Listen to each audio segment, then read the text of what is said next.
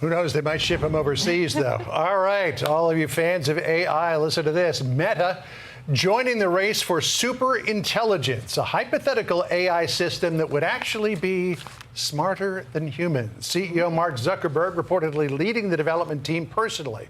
But critics are warning of a blind push toward a technology that even developers admit they don't fully understand. Here to weigh in is Tristan Harris. He is the co-founder of the Center for Humane Technology.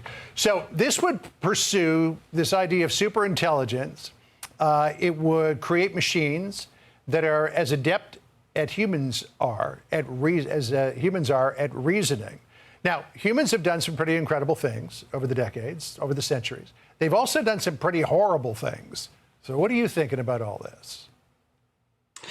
Well, John, this is a dangerous moment. We are releasing the most powerful, uncontrollable, inscrutable technology we've ever invented. As you said, the stated goal of these companies is AGI, or general intelligence, going all the way to super intelligence. That means outcompeting humans at everything that humans have ever been able to do: strategy, persuasion, knowing things about biology, making advanced Nobel Prize level discoveries.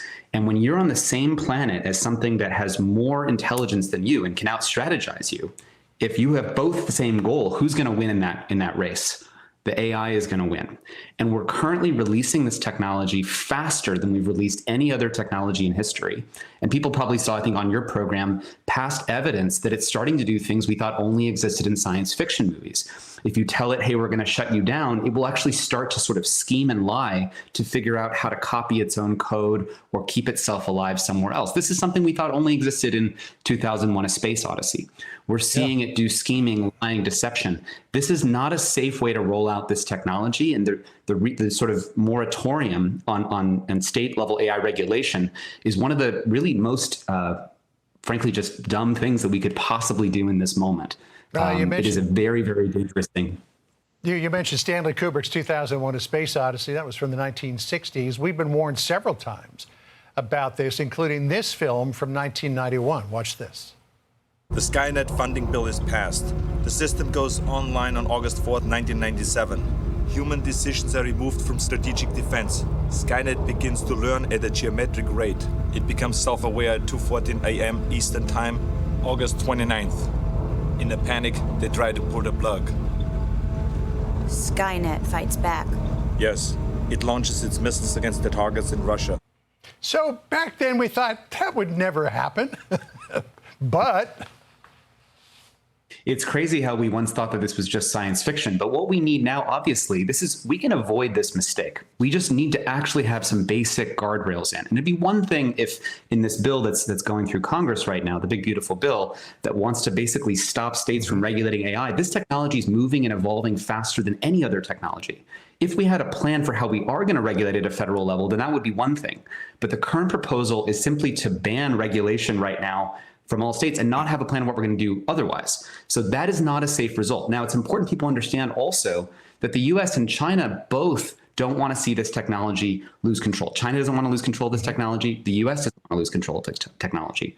So we have a shared interest in coming to some kind of agreement about a controllable version of this technology, because the US does not win if we lose control of this technology and it does these things that we thought only existed in sci-fi. All right, so you mentioned the idea of the big, beautiful bill and a moratorium. This is what Daria Amadai, the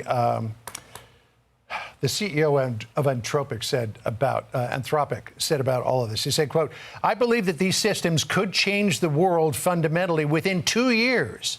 In 10 years, all bets are off. Without a clear plan for a federal response, a moratorium would give us the worst of both worlds. No ability for states to act and no national policy as a backstop." So if we are where we are now, in 2 years, where do you think we'll be with AI? And where will we be a decade from now?